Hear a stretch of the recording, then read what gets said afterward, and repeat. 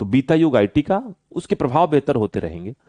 वर्तमान युग बीटी का, इसमें मामला 50-50% है। 50% प्रयोगशाला में और 50% कहां पर, हमारे उपयोग में। स्टेम सेल रिसर्च भी हो रहा है और स्टेम सेल का इस्तेमाल भी हो रहा है। 2012 में स्टेम सेल के ऊपर नोबेल पुरस्कार जीता गया। 2012 में भारत में स्टेम सेल के ऊपर रिसर्च और उसकी उपयोगिता शुरू भी हो गई थी। हम वैक्सीन, एमआरएनए वैक्सीन का इस्तेमाल भी कर रहे हैं और एमआरएनए वैक्सीन पे नोबेल पुरस्कार भी मिल रहा है कि नहीं? तो ये बीटी का दौर है।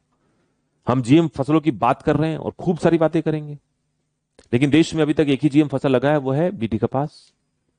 मतलब बीटी कपास खेत में लगा है और अभी 20 से ज्यादा डीएम फसल है जिसके ऊपर हम एक्सपेरिमेंट कर रहे हैं, खेतों में ट्रायल कर रहे हैं। इसका मतलब क्या है कि वर्तमान युग में जो भी नई चीजें आपको प्रभावित करने वाली हैं वो सब बीटी से आ रही हैं।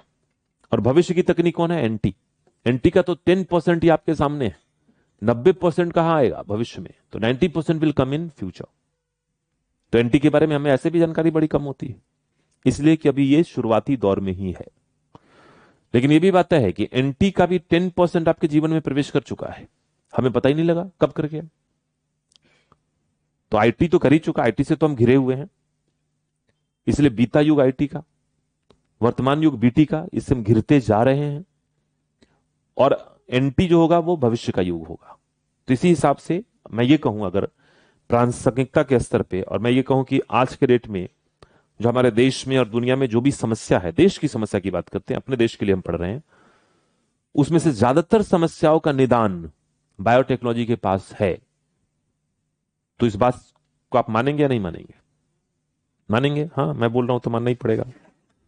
लेकिन आप ये बताओ कि समस्या कौन कौन सी है। ये मत सोचो कि बीटी से होगा